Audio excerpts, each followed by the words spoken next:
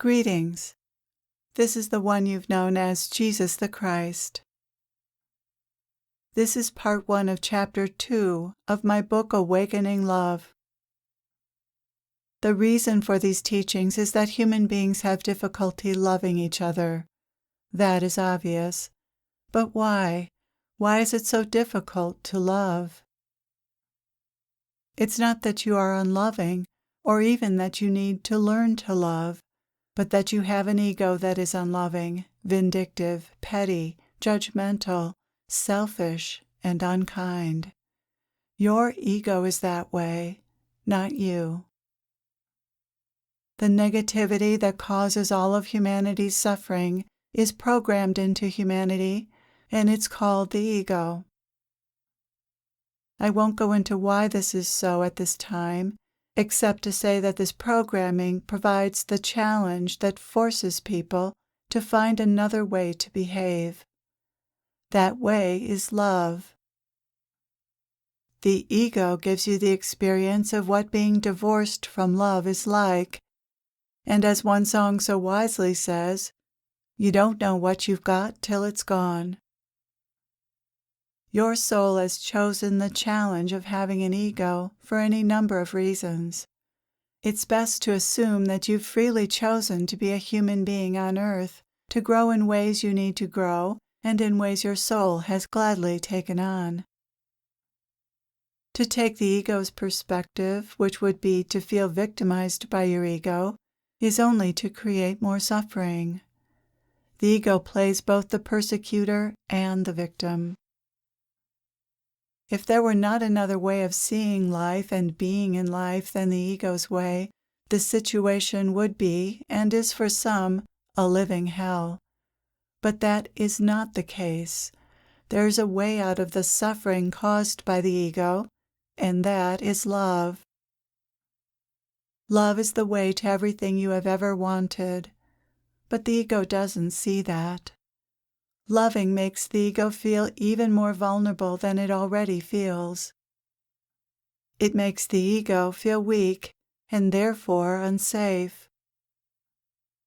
The only way the ego will allow itself to love another is if it seems that will result in more of what the ego wants: security, safety, status, recognition, material comfort, pleasure, beauty, power, and yes, love.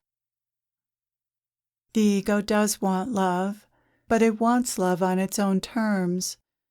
In other words, the ego is willing to be loved, but it isn't willing to give up control or any of the other things it prizes in exchange for love. The ego won't choose love over power, money, status, safety, or comforts. So if it sees love or a relationship as a threat to these, or not capable of providing these, then it will bow out, withhold love, or not get involved. It's easy to love those who don't threaten you, but support and love you, and so the ego is willing to engage in those types of relationships until it no longer gets its way.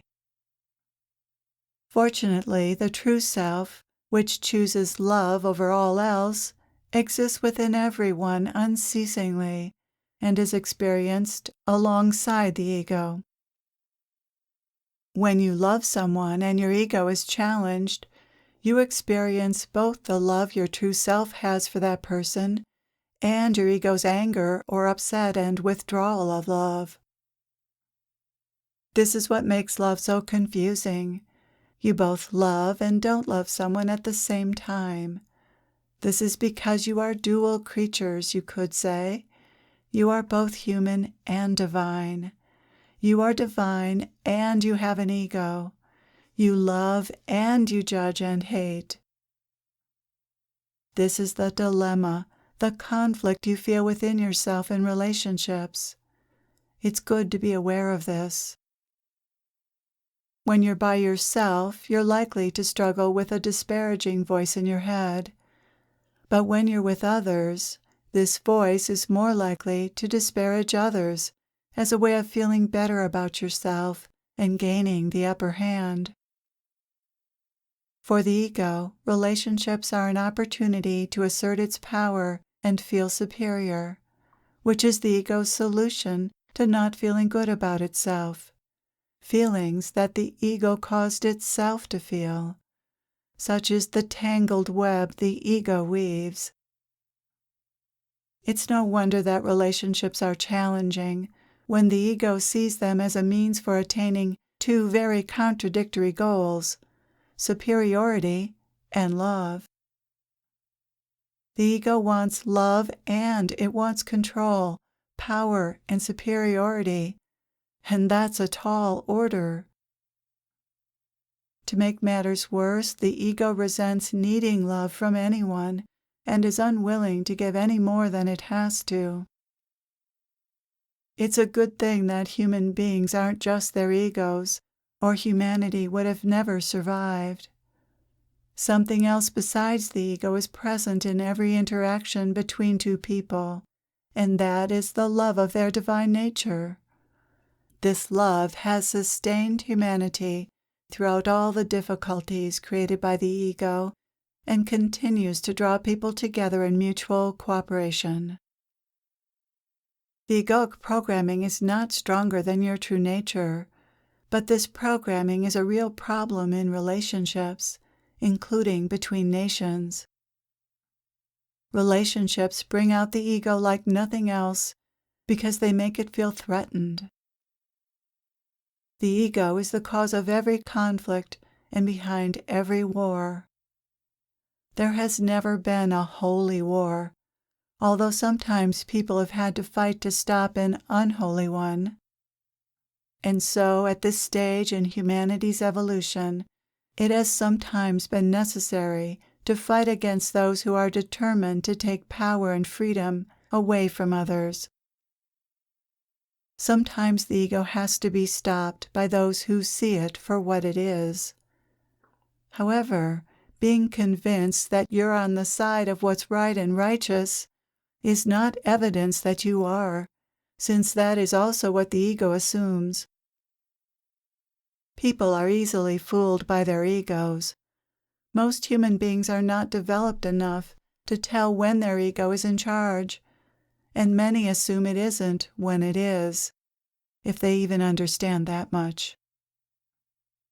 If the ego's tactics worked, that would be one thing, but the ego's tactics are counterproductive and often backfire.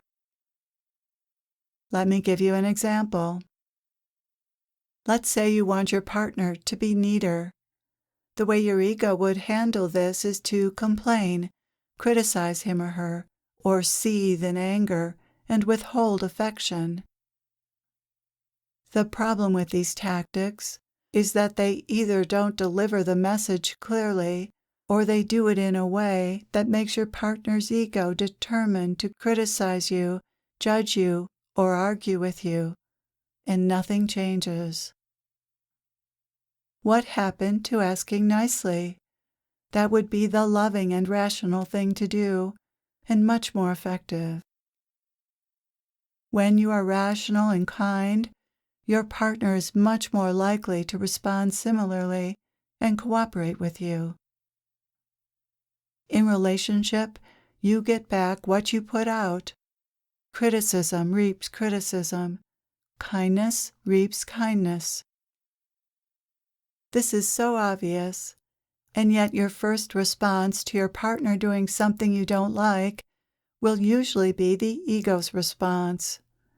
That's good to know. Once you know that, you have more choice around that. Once you're more aware of the ego, it can't get away with as much if you don't let it. That doesn't mean it's easy to override the programming. It isn't. And sometimes you won't succeed, and then you'll feel bad, and so will your partner.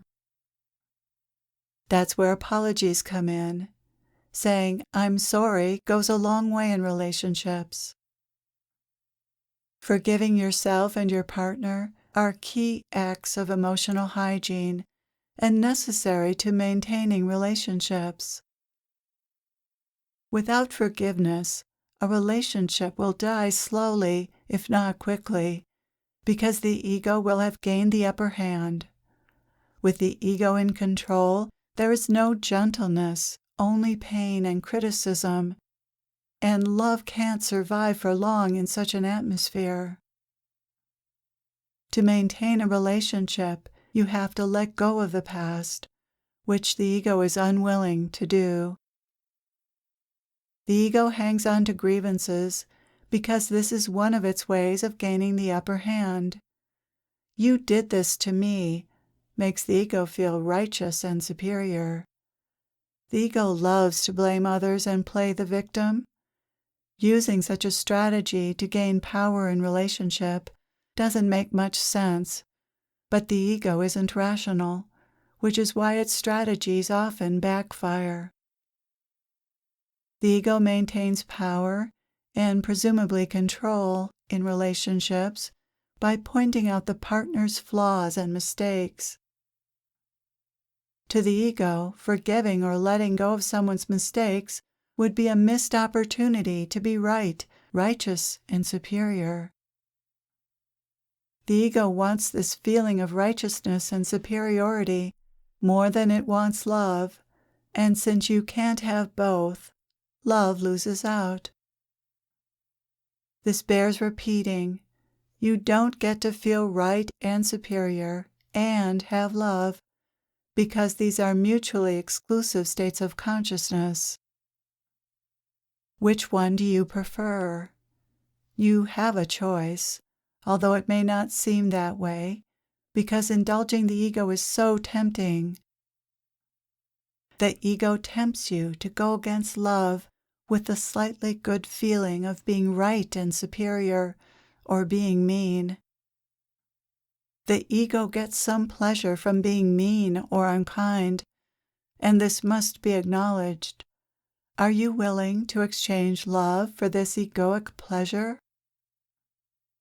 If, in the moment when you're tempted to be unkind, you recognize the cost of that fleeting pleasure to your relationship, you probably wouldn't choose to indulge in the ego's judgment, criticism, or anger.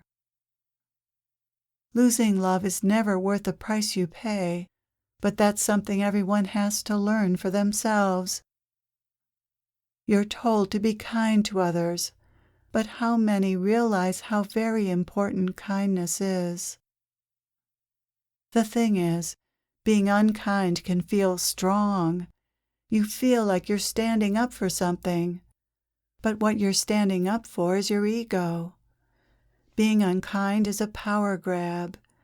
The ego uses unkindness and anger to intimidate and manipulate others in an attempt to get its way. To the ego, kindness and forgiveness feel like weakness, and the ego isn't capable of either. Only the divine self is capable of these. To forgive, you have to be in the present moment, something the ego avoids, like the plague. When you're present, you're just here now, experiencing life as it is, and as your divine self is experiencing it, with no desires, no fears, no worries, no stories, no fantasies, and no past or future. In other words, no ego. When you're in the now, there isn't anything to forgive, because you aren't carrying around a story of having been hurt or betrayed. By definition, being present is a lack of involvement in ideas about the past. If you aren't bringing the past into the present moment by thinking about it, the past can't cause you pain. You hurt yourself by dwelling on events that hurt you in the past. It's the ego that tells stories about the past and dwells on them. The ego spins those stories in a particular way that feels painful. It could spin them differently, but it doesn't. In fact, spinning them differently, or reframing them, is one of the ways painful memories are rendered less painful. Reframing heals pain from the past because it includes more than what the ego story included. It includes a higher perspective, a more positive one, the perspective of your soul. This more inclusive perspective makes it easier to let go of an experience and be at peace. This author has written about reframing in more detail in From Stress to Stillness and several other books. In telling painful stories, the ego's goal is to keep you in a negative emotional state. Diabolical, you say? Yes, the ego is that way, and it's best not to soft pedal this. Seeing the truth about the ego disempowers it and empowers you to make other choices. People suffer because they believe the painful version of history that their ego, through the voice in their head, tells them. Even if an event in the past was truly tragic, the ego creates unnecessary additional pain by repeatedly bringing up those memories. If you dwell on those painful memories and stories, they'll keep coming up, and you'll continue to suffer over them. Dwelling on them only reinforces them. It doesn't heal them. However, if you don't dwell on them, they'll eventually stop arising. This is how the egoic mind is healed, by not giving your attention to painful memories and stories. This isn't the same as repressing feelings. You're simply not feeding or regenerating feelings. Thank you for being here. I am with you always.